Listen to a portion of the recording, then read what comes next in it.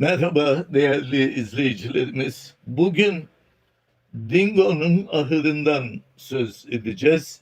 Duymayanımız yoktur. Dingo'nun ahırını hepimiz konuşurken kullanırız ve e, bu deyim nerede ortaya çıkmış? Bununla ilgili biz bir tartışma yapmıştık. Daha sonra Dingo'nun ahırının Beyoğlu'nda ortaya çıktığını saptamıştık.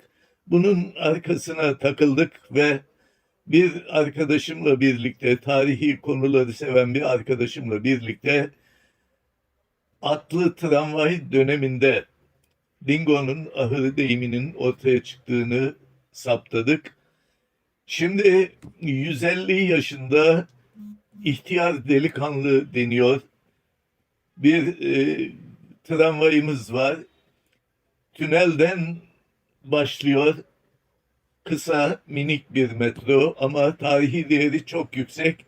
Karaköy tünelden giriyorsunuz. İstiklal Caddesi'nin yanı başında başladığı yerde çıkıyorsunuz. Çok büyük bir tarih. Tünelden çıkınca solunuzda ilk belediye, yani Osmanlılar'da yapılmış, açılmış ilk belediye ve tünel meydanı kaşık kadar küçücük bir meydan. O meydandan biraz yürüyorsunuz, çok az yürüyorsunuz ve arkanızda tarihi değeri yine çok yüksek olan Galata Mevlevihanesi kalıyor.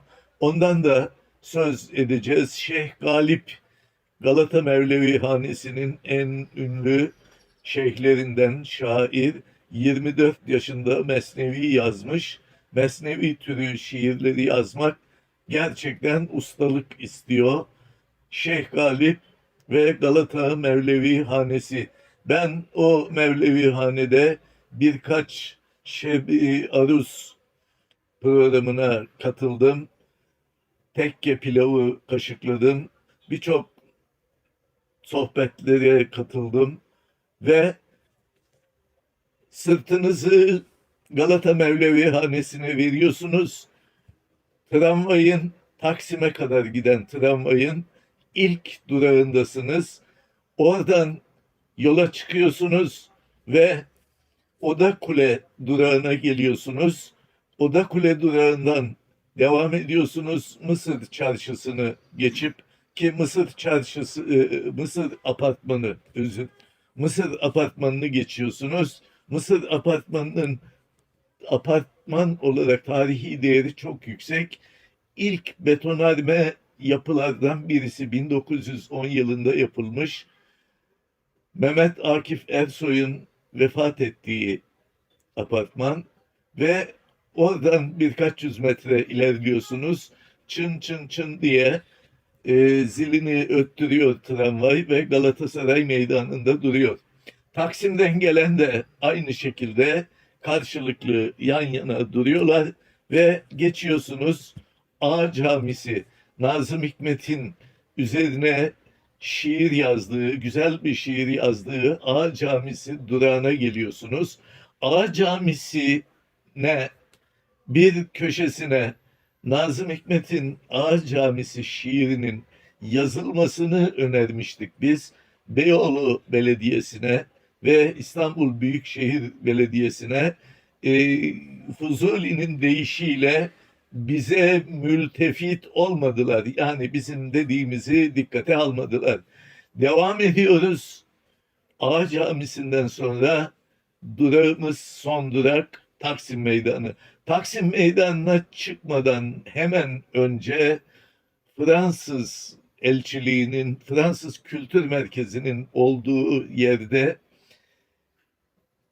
tramvay rayları sola dönüyor ve o sola dönülen yerde büyük bir bakım onarım hangarı var, işliği var. Tramvaylara orada bakılıyor. Atlı tramvay döneminde eskiden e, yorulan atlar oraya tramvaylar çekilirmiş, atlar değiştirilirmiş. dinlenmiş, yemeğini, samanını yemiş, suyunu içmiş atlar tramvaya koşulurmuş. Talimhaneden dönüp Aksaray tarafına gidermiş tramvaylar. İki hat üzerinden, birisi Galata Köprüsü üzerinden, Eminönü'nden, Sultanahmet'ten devam edermiş. Birisi Unkapanı Köprüsü'nden doğru karşıya geçermiş. Şimdi Dingo'nun ahırı denince aklımıza ne geliyor? Karma karışık yer, düzeni hiç kalmamış yer, karışmış karışıklık içinde yer anlamına geliyor. Çocuklar diye bağırır öğretmen. Yahu Dingo'nun ahırına çevirmişsiniz burayı. Yapmayın, Dingo'nun ahırında mıyız gibi sözleri zaman zaman duyduğumuz olur.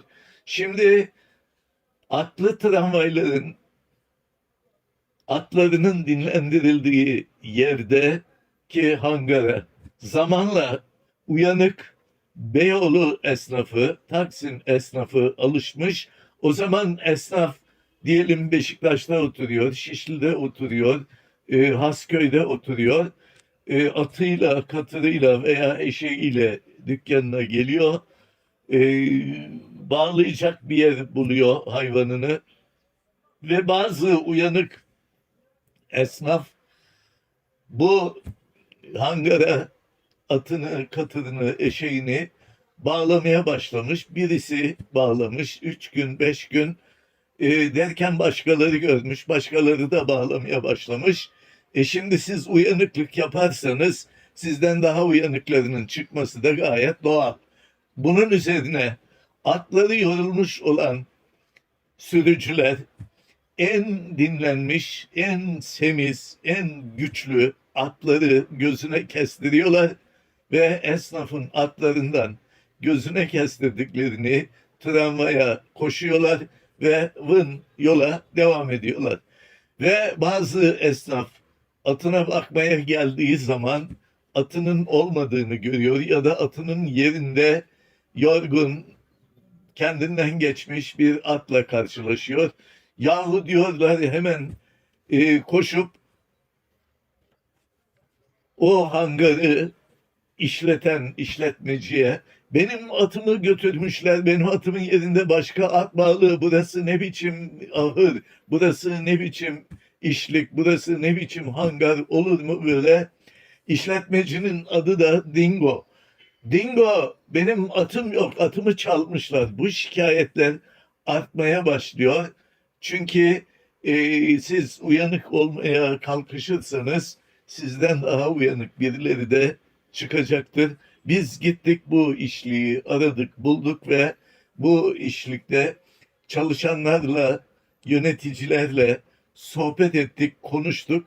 Onların da pek bir şey bildiği yok ama şöyle dediler. Ha evet ya Dingo'nun ahırı tabii duymaz olur muyuz? Duyduk. İşte siz tam da Dingo'nun ahırındasınız. Olduğunuz yer Dingo'nun ahırı dedik. Şakalaştık, çay içtik ve dağıldık. Dilimize Dingo'nun ahırı diye yerleşen bu güzel deyim, bu anlamlı deyim, uyanıklık yapmanın, çıkarcılık yapmanın bazen geri tepebileceğini bize anlatıyor.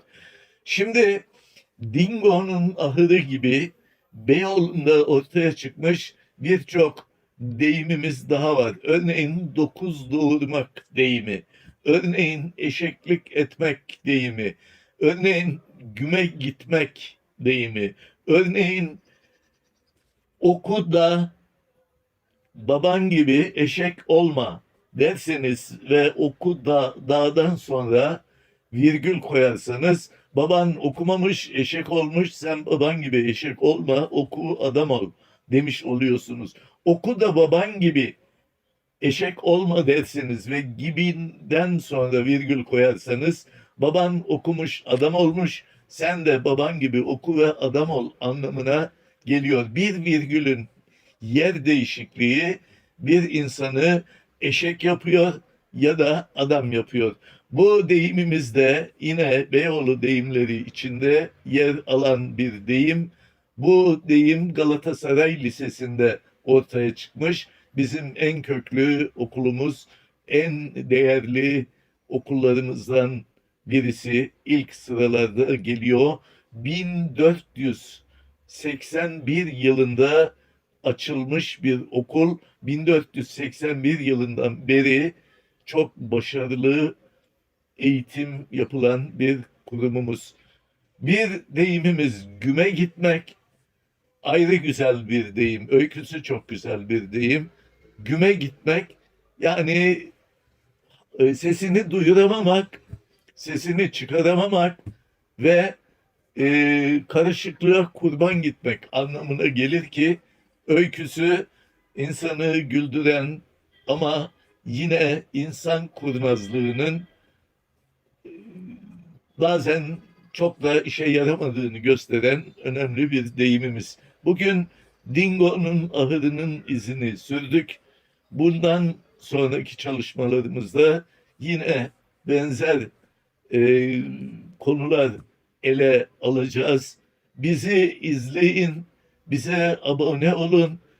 Eleştirilerinizi bekliyoruz, görüşlerinizi bekliyoruz. Teşekkür ediyorum.